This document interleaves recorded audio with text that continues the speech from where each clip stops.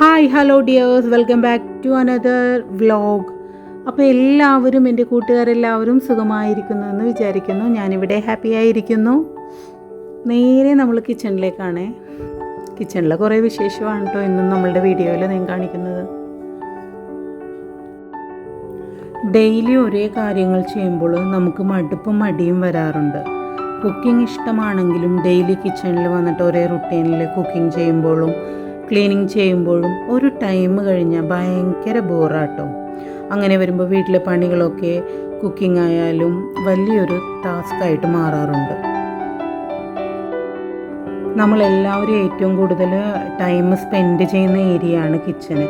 അതിന് ചെറിയൊരു ചേഞ്ചസ് ഒക്കെ വരുത്തുക. അതായത് നമ്മൾ പല സ്ഥലങ്ങളിലായിട്ട് വെച്ചിട്ടുള്ള എല്ലാ ഐറ്റംസും ഒക്കെ ഒന്ന് ചേഞ്ച് ചെയ്ത് കുറച്ച് അത്യാവശ്യം കുറച്ച് മണി പ്ലാന്റ്സ് അങ്ങനത്തെ ഐറ്റംസൊക്കെ വെച്ച് ഒന്ന് കിച്ചണിന് ഒരു ചേഞ്ചസ് വരുത്തുക. അപ്പോൾ നമുക്ക് കൂടുതൽ നേരം സ്പെൻഡ് ചെയ്താലും വലിയ പ്രശ്നമൊന്നും തോന്നത്തില്ല.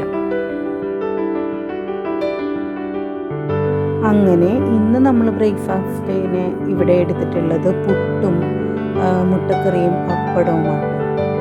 ഈ മുട്ടക്കറി ഉണ്ടാക്കാൻ വേണ്ടിയിട്ട് നല്ല ഈസി ആട്ടോ. അതായത് സവോള,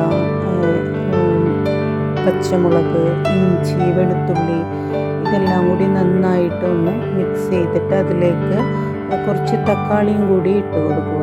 അത് നന്നായിട്ട് മിക്സിയിൽ അടിച്ചെടുത്തതിന് ശേഷം അതിൻ്റെ ഗ്രേവി നമ്മൾ സെപ്പറേറ്റ് ആയിട്ട് ഒഴിച്ചതിന് ശേഷം അത് നന്നായിട്ട് ചൂടായി വരുമ്പോൾ അതിലേക്ക് മുട്ട ഇട്ട് കൊടുക്കുക.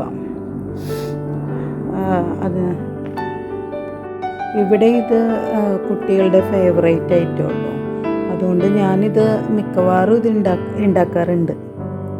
എല്ലാവരും ഒന്ന് ട്രൈ ചെയ്ത് നോക്കണം കേട്ടോ.